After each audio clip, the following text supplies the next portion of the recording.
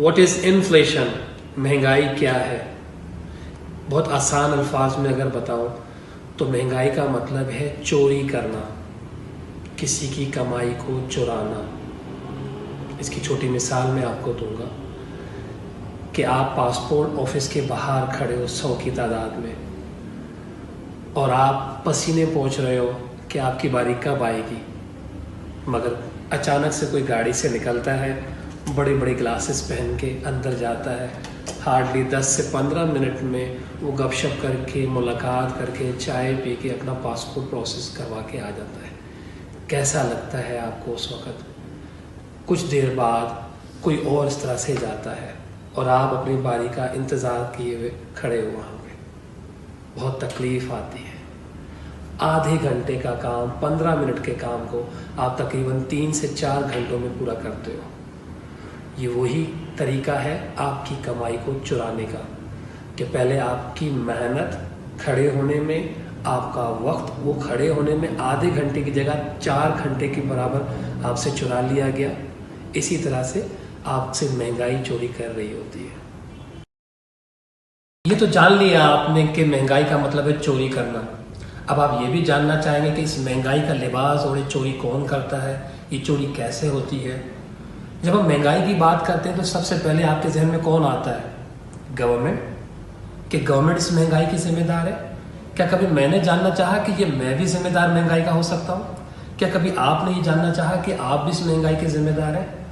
शायद नहीं, यकीनन हम सब जिम्मेदार हैं इस महंगाई के। इस बात को समझने के लिए आपको बहुत पढ़ा लिखा होने की ज़रूरत नहीं है, किसी बहुत बड़े स्कॉलर से जानने की ज़रूरत नहीं है, कोई फतवे की ज़रूरत नहीं है आपको, क्योंकि आपको पता है कि जब लाइन में खड़े होते हैं तो उसका रूल क्या है? First come first serve basis पे हम उस पहले पर्सन को पहले सर्व देना चाहते हैं ना। मगर जब लाइन को तोड़ के कोई आगे आता है तो हम बहुत प्यार से उसे रोक लेते हैं कि लाइन तोड़ने की इजाज़त नहीं है।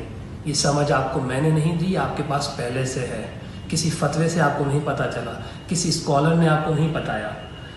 ट्रैफिक सिग्नल्स पे हम गाड़ी पे खड़े होते हैं तो हमें क्या महसूस होता है कि रेड सिग्नल पे हमें रुकना चाहिए और ग्रीन सिग्नल पे हमें चलना चाहिए, मगर कुछ लोग ग्रीन सिग्नल का इंतज़ार किए बगैर रेड सिग्नल पे ही निकल नहीं करते हैं। आपको पता है कि ये गलत हो रहा है, आपको पता है कि कोई धांधली से इलेक्शन जीत जाता है तो ये गलत हो रहा है, ये नाइंसाफ़ी है, ये नाजायज़ है। किसी ने आपको बताया नहीं, ये आपको पता है। इकोनॉमिस्ट भी आपको कुछ इसी तरह से कहता है कि जो first come first service basis पे इस मईशत के अंदर उन चीज़ों को बनाता है और बेचता है जो लोगों की ज़रूरतों को पूरा करता है। इन्फ्लेशन पार्ट 1 पार्ट 2 में ये हमने जान लिया है कि महंगाई का मतलब है चोरी करना। हमने ये भी जान लिया कि महंगाई की जिम्मेदार सिर्फ हुकूमतें नहीं होती, इसमें हम सब जिम्मेदार हैं। हमने बहुत अच्छी मिसाल ली थी rule of the line. On the first come first serve basis के बेसिस पे हम सबसे पहले लाइन में खड़े होने वाले को सर्विस देना पसंद करते हैं, मगर जब कोई लाइन तोड़ के आगे आता है तो हम उसे बहुत प्यार से रोक लेते हैं कि लाइन तोड़ने की इजाजत नहीं है। मगर बहुत से लोग हमारे कंट्रोल से बाहर होते हैं, वो अपनी गाड़ियों से उतरते हैं, हमें मुंह लगाए बगैर अंदर चले जाते हैं। 15 मिनट के अंदर एक्स्ट्रा फी देके अंडर द टेबल वो काम करके आ जाते हैं, जिसको शायद आप रिश्वत का नाम देते हैं।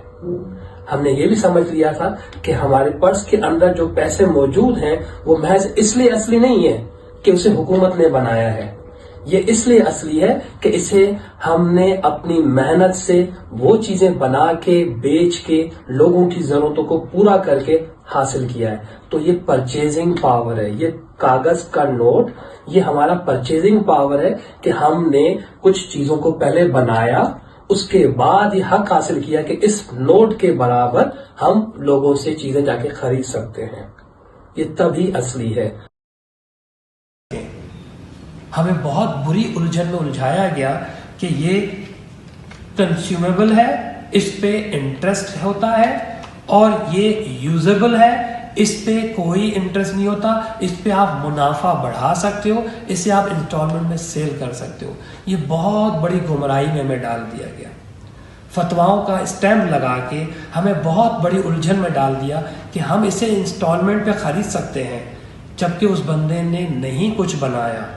भले आप उसको मुनाफा बढ़ा के सेल कर दो, क्योंकि इससे फतवा से हमने जारी कर दिया कि ये हलाल है, اضافی منافع کمانا، اور اس پہ آپ نے انٹرسٹ لیا تو یہ حرام ہے۔ یہ سود کی بہت نیرو ڈیفینیشن ہمارے درمیان رکھی گئی۔ اے آدم کی اولاد، شیطان ابلیس خاموش نہیں بیٹھا اب تک۔ تمہیں صرف جنت سے نکالنے کا ارادہ نہیں تھا، تمہیں جنت میں دوبارہ نہ آنے کا بھی ارادہ ہے۔ تم الجھ گئے کہ یہ یوزیبل کنزیومیبل ہے اور یہ یوزیبل ہے، تو یوزیبل پہ آپ لے سکتے ہو، منافع پہ منافع، انسٹالمنٹ پہ انسٹالمنٹ دیتے رہو، یہ کرایہ ہے۔ جان لینا کرائے کی ٹرانزیکشن الگ کاؤنٹ ہوتی ہے اور سیل اینڈ پرچیز کی الگ کاؤنٹ ہوتی ہے۔ جب لوگوں نے وہ چیزیں بنائی ہی نہیں تو پھر خریدے گا کون ان پیسوں سے وہ چیزیں؟ صرف کچھ عرصے تک یہ مزدور کسان لوگ چیزیں بنانا چھوڑ دیں، پھر آپ دیکھیں کہ جنہوں نے یہ پیسے لیے ہوئے ہیں، جنہوں نے یہ فائنانس کروایا ہوا ہے، یہ نوٹوں کو کھا کے زندہ رہ سکیں۔ اے آدم کی اولاد، شیطان مردو صرف تمہیں جنت سے نکال کے ٹھنڈا نہیں ہو گیا، وہ اب تک لگا ہوا ہے کہ تمہیں دوبارہ جنت میں آنے بھی نہیں دے گا۔ Thank you very much.